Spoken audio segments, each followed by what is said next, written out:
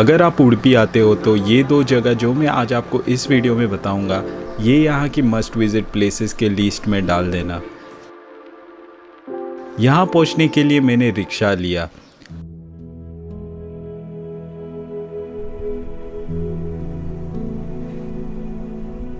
यहाँ पहुँचने का रास्ता एक खूबसूरत से गांव से निकलता है और सब जगह दिखता है अपना फेवरेट कोकोनट ट्रीज।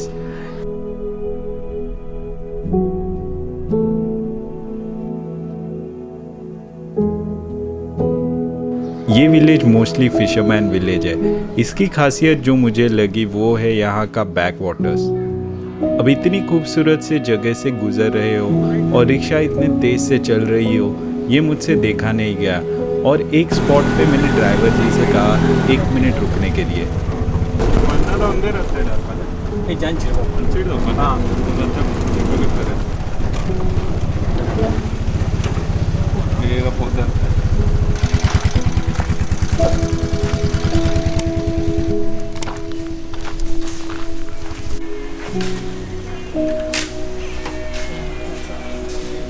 तो अभी मैं जा रहा हूँ यहाँ पे एक हैंगिंग ब्रिज पे, जिसका नाम है केमन्नू हैंगिंग ब्रिज, जो यहाँ पे उडुपी डिस्ट्रिक्ट में आता है। और यहाँ पे जस्ट रास्ते में मैं एक जगह पे रुका। देखो कितना ब्यूटीफुल नज़ारा है ये। बीच में ये बैक वाटर्स है, जैसे आपको LAP केरला में दिखता है वैसे ही काइंड ऑफ। और ये बोट्स है कुछ, और ये कितना ब्यूटीफुल लग रहा है। दोनों साइड कोकोनट ट्री, बहुत ही मस्त लग रहा है ये। फिर क्या, क्यूरियोसिटी जाग गई इस जगह को ऊपर से देखने की।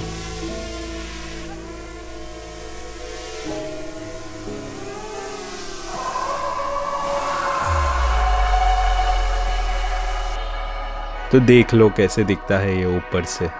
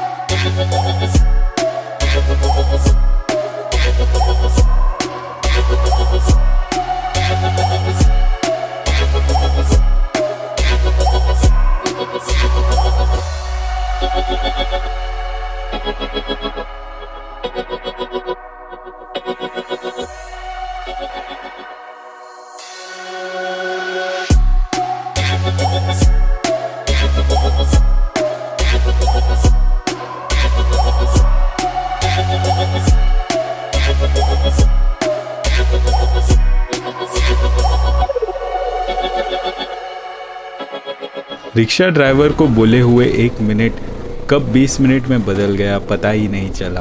तो ये था एक जगह जहाँ पे बीच में रुक के हमने कुछ वीडियोस निकाले और अभी आगे जा रहे हैं। जो मेन ब्रिज है वहाँ पे जा रहे हैं अभी। और देखो कितना खूबसूरत रास्ता है ये, बिल्कुल गाँव के बीच में से निकलता हुआ। और चारों ओर नारियल के पेड़ है, जैसे कि आपने ड्रोन शॉट्स में भी देखा, चारों ओर नारियल के पेड़ हैं यहाँ पे। और छोटे छोटे घर है ये गांव में। दूर तक उधर है ना केमन्नू है। ये गांव का नाम केमन्नू है और ब्रिज का नाम भी वो गांव के नाम भी है, केमन्नू ब्रिज। बहुत ही कम टूरिस्ट आते हैं ये ब्रिज देखने, वैसे तो इतना टूरिस्ट ही नहीं हुआ है अभी तक, बट बहुत खूबसूरत ब्रिज है।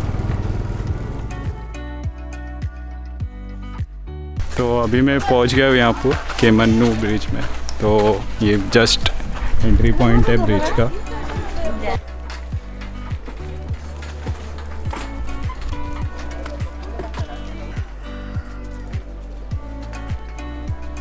बहुत ही हिल रहा है ये ब्रिज। इसके लिए ऐसे स्विंगिंग ब्रिज भी कहा जाता है। मतलब चलने पे ऐसा लगता है ये ब्रिज अभी टूट जाएगा, बट बहुत ही सेफ ब्रिज है क्योंकि यहाँ से 2 व्हीलर्स भी पास होते हैं। ये ब्रिज 2 गांव पुडुकुद्रु और तिम्मनुकुद्रु को जोड़ती है। इसे जनवरी 1991 में एनसीसी कैडेट्स ने ट्रेनिंग के वक्त तिम्मनुकुद्रु गांव में बसे 26 परिवारों के मदद से इस ब्रिज को बांधा था। यहाँ पे बोटिंग और कयाकिंग जैसी एक्टिविटीज़ भी अवेलेबल है। और यहाँ पे नीचे आप देख सकते हो थोड़े वाटर स्पोर्ट्स भी है, जैसे कयाकिंग और ये सब किया जाता है। आई थिंक बोटिंग भी अवेलेबल होगा। तो बेसिकली ये ब्रिज बांधा गया है ये दो गाँवों को कनेक्ट करने के लिए। तो एक गाँव वो साइड है और एक गाँव ये साइड है, आगे के साइड। तो ये दोनों साइड कनेक्ट कर लेता है ये ब्रिज। हो सकता है बहुत पहले यहाँ पे ब्रिज ही नहीं हो और ये दो गाँव को कनेक्ट करने के लिए ब्रिज बांधा गया होगा। बहुत ही मस्त जगह है और ये टाइम बेस्ट है 4 बजे के आसपास अगर आप आते हो तो सन भी इतना स्ट्रॉन्ग नहीं है अभी और सनसेट का टाइम है, मस्त है। तो यार केरला वेरला आप जाते हो तो उससे अच्छा ऐसी जगह आना भी बनता है।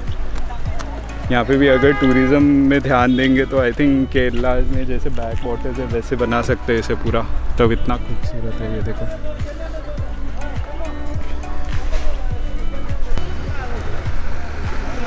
कैसे हिल रहे हैं। अगर आप नीचे देखोगे तो ऐसा लग रहा है ब्रिज पूरा स्विंग हो रहा है।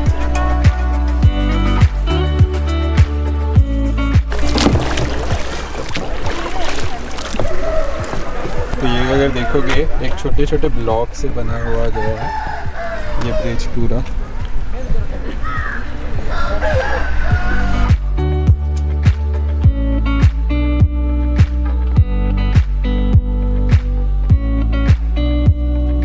यहाँ पे वैसे अगर आपको खाना वाना है तो छोटे मोटे ईटरीज़ है यहाँ पे, मतलब आपको ठंडा पानी या कुछ लेना है या छोटे फ्रूट्स या ऐसे कुछ खाने तो छोटे मोटे ईटरीज़ है, ऐसे कुछ बड़े रेस्टोरेंट्स और वो सब नहीं है अगर आप यहाँ पे आते हैं तो।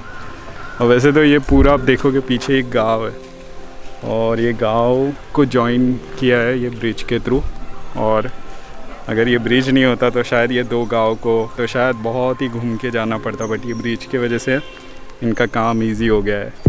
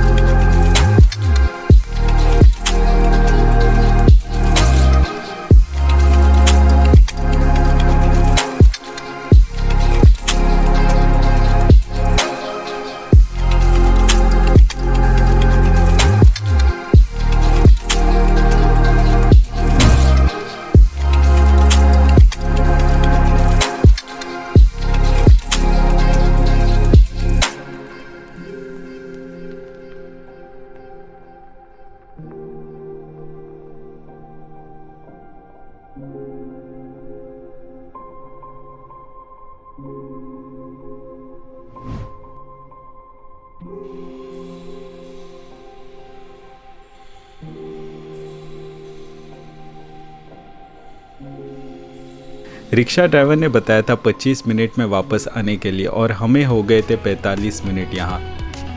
फटाफट वापस रिक्शा में बैठ गया और निकले अगले मुकाम।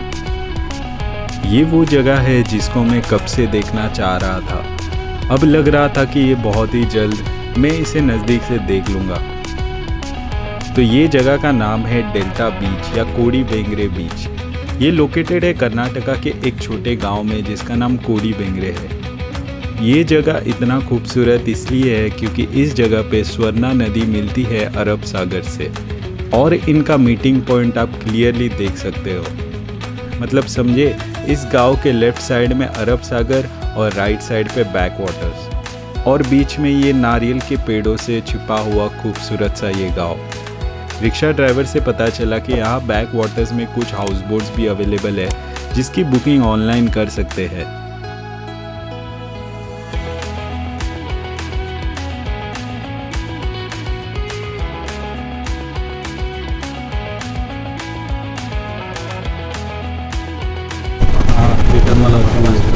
ముందే ఎండింగ్ అయితే తక్కువ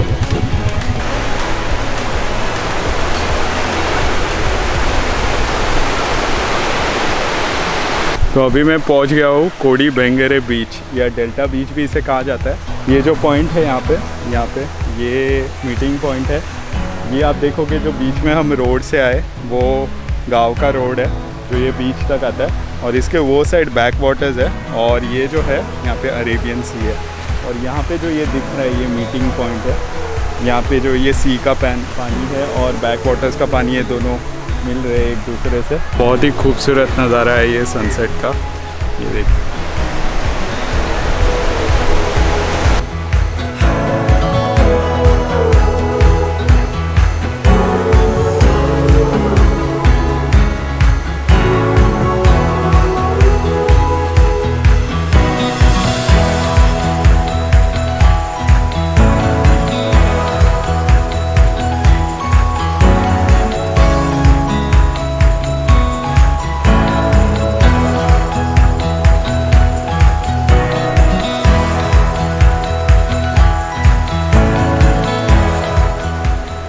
इससे अच्छी शाम क्या हो सकती है।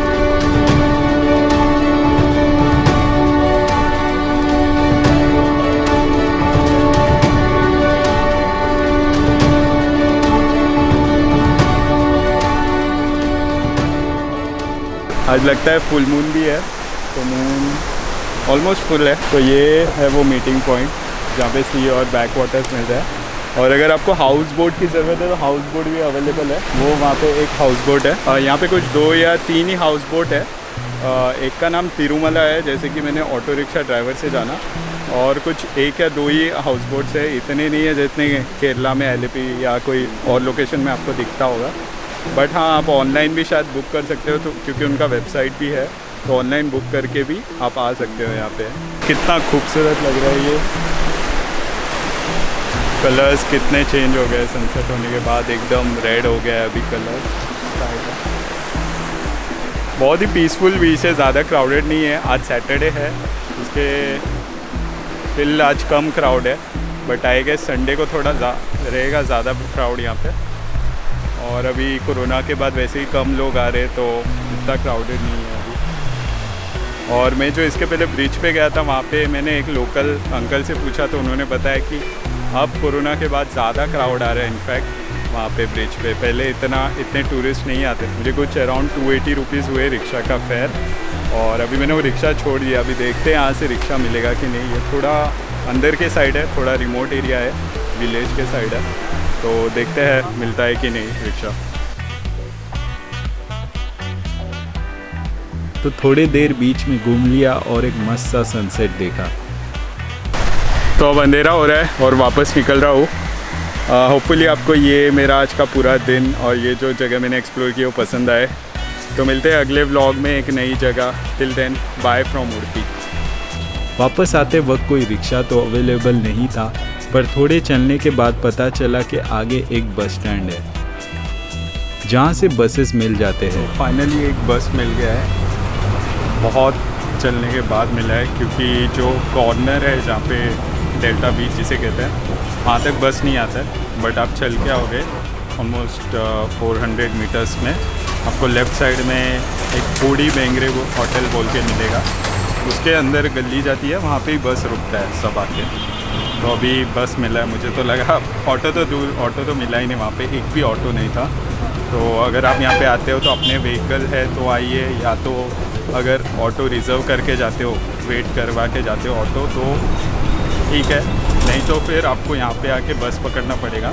मुझे बस अभी लगभग 6:50 हो गया है, 6:55 हो गया है आई गेस, तो उसके आसपास मिला है। ये बस मुझे उडुपी तक छोड़ देगा। तो अगर आते हो तो यहाँ पे ये सब चीज़ें ध्यान में रख के आना।